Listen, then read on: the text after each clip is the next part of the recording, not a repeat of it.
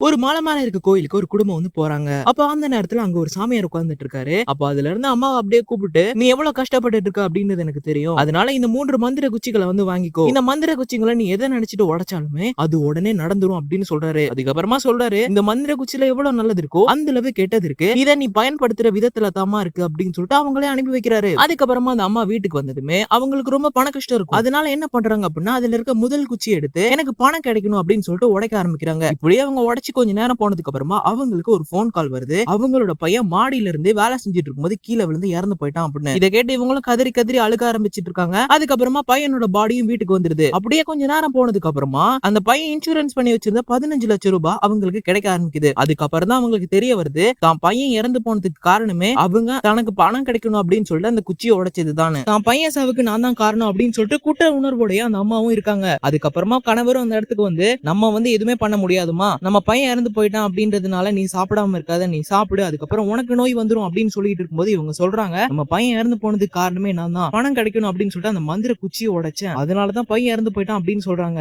அப்ப அவர் என்ன பண்றாரு அப்படின்னா, சரி அப்படின்னா நீ நிஜமாலுமே அந்த குச்சியை உடைச்சுதான் நம்ம பையன் இறந்து போயிருப்பான் அப்படின்னா நம்ம பையன் திருப்பி வரணும் அப்படின்னு சொல்லிட்டு நம்ம குச்சியை திருப்பியும் உடைப்போம். அப்படி அவன் வந்துட்டான் அப்படின்னா நிஜமாலே அந்த குச்சினாலதான் அவன் இறந்து போயிருக்கான் அப்படின்றத நம்ம உறுதிப்படுத்திக்கலாம் அப்படின்னு சொல்லிட்டு பையன் மறுபடியும் வரணும்னு குச்சியையும் உடைக்கிறாங்க. பார்த்தா அந்த பையன் அந்த இடத்துக்கு வரவே இல்ல. அதனால ரொம்ப சோகத்தோட போய் 2 பேரும் தூங்கிடுறாங்க. அவங்க தூங்கிட்டு இருக்கும்போது அவங்க பையன் குரல் வந்து கேட்க ஆரம்பிக்குது. அப்ப 2 பேரும் சந்தோஷத்துல நம்ம பையன் மறுபடியும் வந்துட்டான்ப்பா அப்படின்னு சொல்லிட்டு கதவு கிட்ட போய் பாக்குறாங்க. பார்த்தா பையன் பேயாகி கதவு கிட்ட இருந்து தட்டிக்கிட்டு என்ன உள்ள எடுங்கம்மா அப்படின்னு சொல்லிட்டு இருக்கான். இத பார்த்துட்டு இவங்க ரொம்ப பயந்துடுறாங்க. தேவையே இல்லாத ஒரு வேலையை செஞ்சுட்டோம் போல அப்படின்னு சொல்லிட்டு அவங்க யோசிச்சுக்கிட்டே இருக்கும்போது பையன் வெளில இருந்து குதிச்சுக்கிட்டு இருக்கான், என்ன உள்ள எடுங்கம்மா உள்ள எடுங்கம்மான்னு. அதனால இவங்க 2 பேரும் என்ன பண்றாங்க அப்படின்னா, நம்ம பையன் இங்க வந்திருக்கவே கூடாது அப்படின்னு சொல்லிட்டு போய் அந்த குச்சியை உடைக்கலாம்னு சொல்லிட்டு போறாங்க. அப்ப அந்த அப்பா சொல்றாரு, இந்த மாதிரி நம்ம பண்ண வேண்டாம், அந்த மந்திரவாதி கிட்ட இருந்து நம்ம குச்சி வாங்கி இருக்கவே கூடாது அப்படின்னு சொல்லிட்டு இந்த குச்சியை உடைக்கலாம்னு சொல்லிட்டு உடைக்கிறாங்க. உடைச்சதுமே அவங்க நினைச்சது மாதிரி அந்த மலைக்கு அப்படியே மறுபடியும் போறாங்க.